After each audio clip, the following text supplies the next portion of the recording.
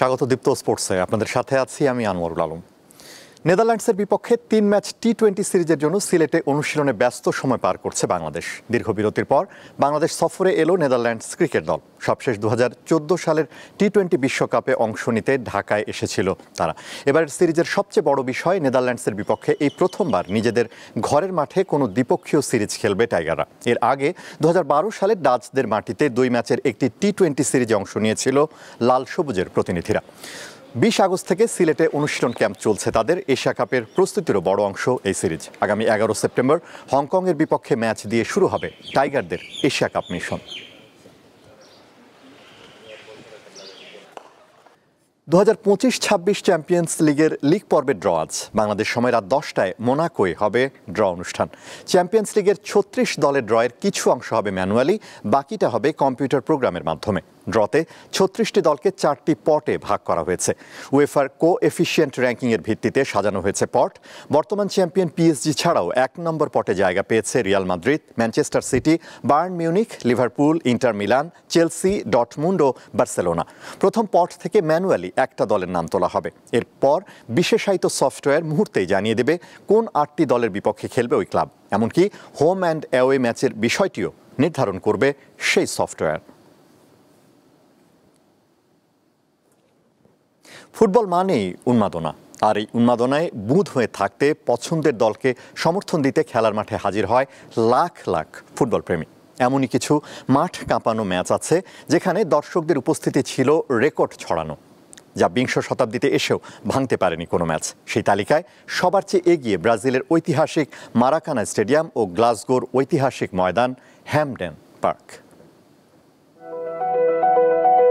ঐতিহাসিক মারাকানা স্টেডিয়ামকে কে না চেনে? এই মাঠে আছে ব্রাজিল ফুটবল দলের ঐতিহাসিক অনেক ঘটনা, আর সবচেয়ে বেশি দর্শক সমাগমের বিশ্ব রেকর্ডও আছে এ মাঠে। 1950 বিশ্বকাপের ফাইনাল দেখতে সেদিন 1,99,000-এর বেশি দর্শক মাঠে উপস্থিত হয়েছিল। ফাইনালে উরুগুয়ের কাছে 2-1 গোলে হেরে যায় ব্রাজিল। তবে মাঠটি আধুনিকায়ন করার পর বর্তমানে এর দর্শক ধারণ ক্ষমতা 78,778 জন।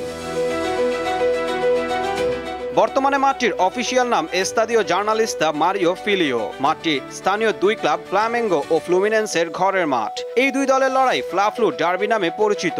1963 সালের ডার্বিতে 1,94,603 জন দর্শক মারাকানায় বসে খেলা দেখেছেন, যা কোনো ক্লাব ফুটবল ম্যাচে সর্বোচ্চ উপস্থিতির বিশ্ব রেকর্ড।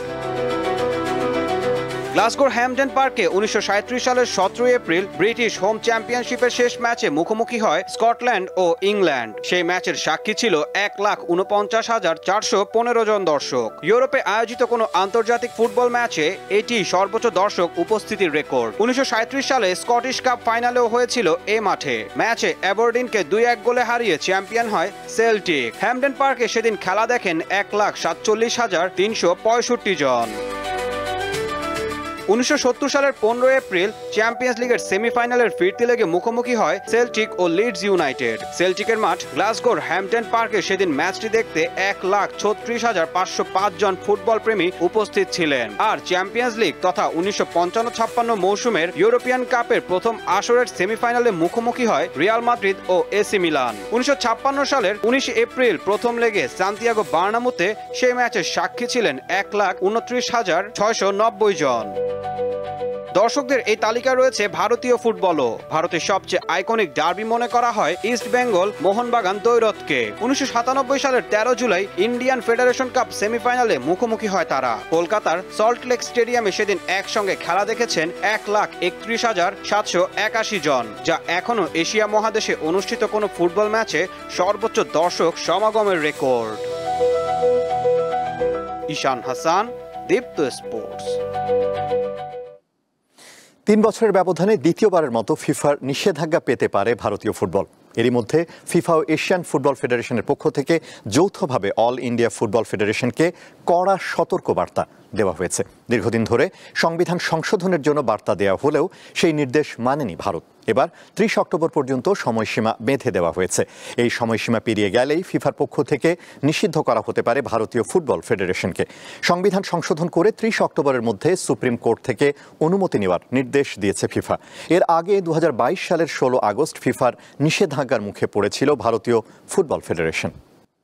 ফাতেমা মুজিবকে ছাড়াই শুক্রবার শুরু হচ্ছে জুলাই রেভুলেশন ফেন্সিং চ্যাম্পিয়নশিপ। 2019 দক্ষিণ এশিয়ান গেমসে ফেন্সিংয়ে বাংলাদেশের প্রথম সোনা জেতা ফাতেমা মুজিব ইনজুরির কারণে এবারের আসরে খেলতে পারছেন না।